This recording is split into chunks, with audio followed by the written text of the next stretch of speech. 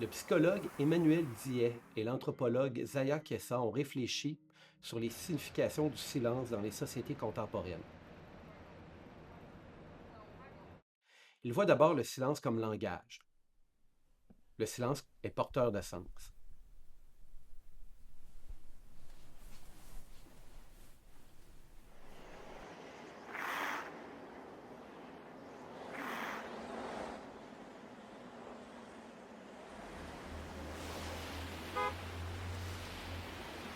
Ensuite, ils voient le silence comme pouvoir.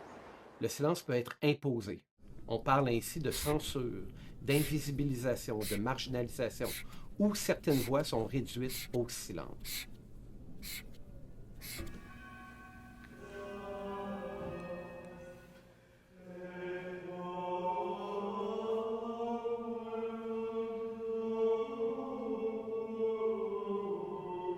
Je suis frère Martin, je suis moine à l'abbaye de Rougemont.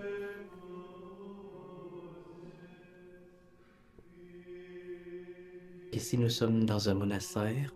Il y a la clôture monastique pour les moines, puis il y a aussi une hôtellerie pour accueillir les autres qui viennent ici pour vivre une retraite, un temps de ressourcement, pour se reposer en Dieu.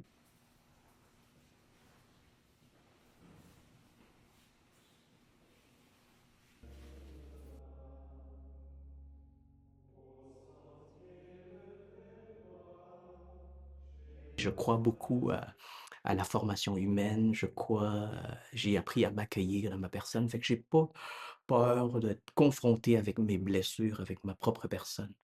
Alors que d'autres personnes quand ils sont moins habitués à ça, le monde a souvent a peur du silence parce qu'ils ont peur d'être confrontés avec soi.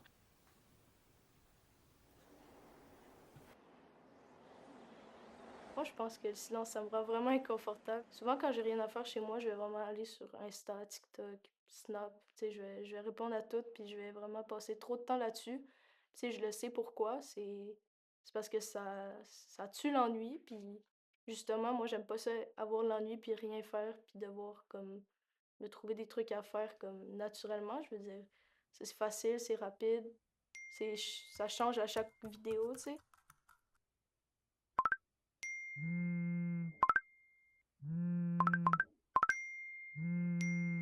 Les technologies numériques et l'hyperconnexion en tout lieu et en tout moment ont normalisé une forme de bruit social permanent.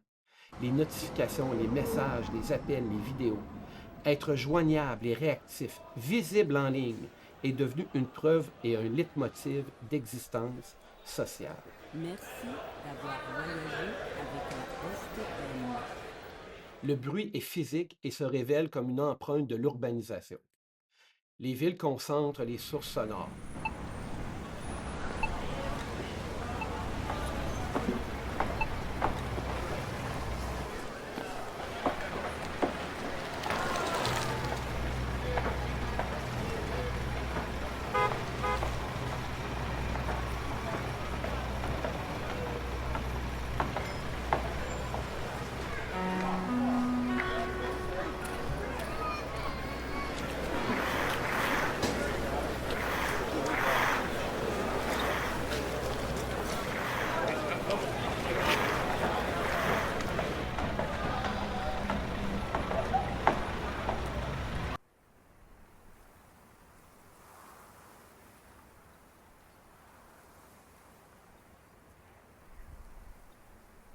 Enfin, il voit le silence comme une expérience liée au corps, à l'espace et au temps.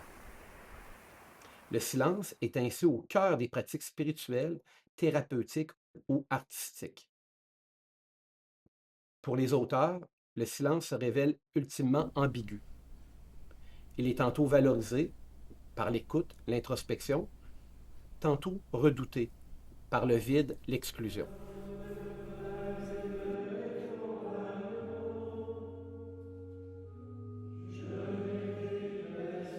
On vit dans un mur, dans une coquille protectrice pour nous protéger sans se connaître vraiment qui on est vraiment, sans connaître pourquoi on agit telle sorte, pourquoi on vit comme ça, pourquoi on vit telle émotion. Fait que quand on est face au silence, mais on est confronté à ça et ça peut être très perturbant pour la personne. Quand j'ai des personnes autour de moi, mais qui parlent pas, je sens vraiment qu'il y a comme une séparation qui se crée. Il y a des très bonnes chances que si je suis avec mes amis ou avec ma famille et que le silence s'installe, que j'essaye de repartir une conversation.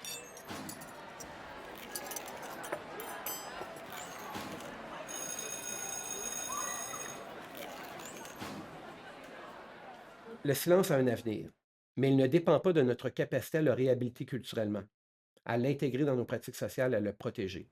Il ne s'agit pas d'opposer bruit et silence, mais de recomposer leur coexistence dans une société plus attentive à leur rythme, à leurs manifestations et à leurs conséquences.